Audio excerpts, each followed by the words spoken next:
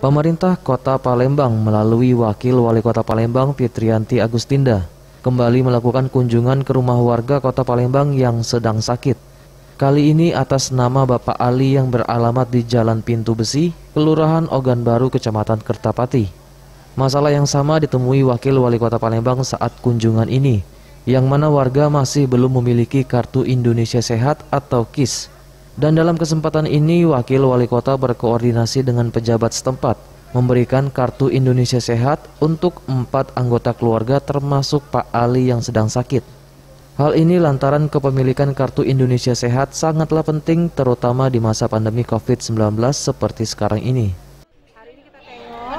Yang menjadi persoalan hampir sama ya, hampir rata-rata warga yang kita datangi, kunjungi mempunyai persoalan sama. Kadang-kadang mereka belum memiliki Kartu Indonesia Sehat.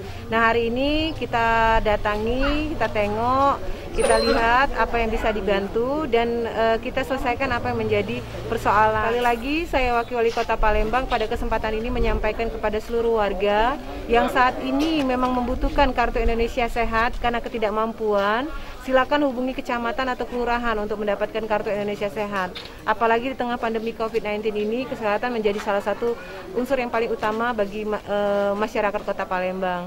Jadi lengkapi identitasnya, bawa identitasnya berupa KTP atau kartu keluarga, datangi ke kecamatan dan kelurahan, insya Allah dalam waktu dekat akan segera kita berikan Kartu Indonesia Sehat.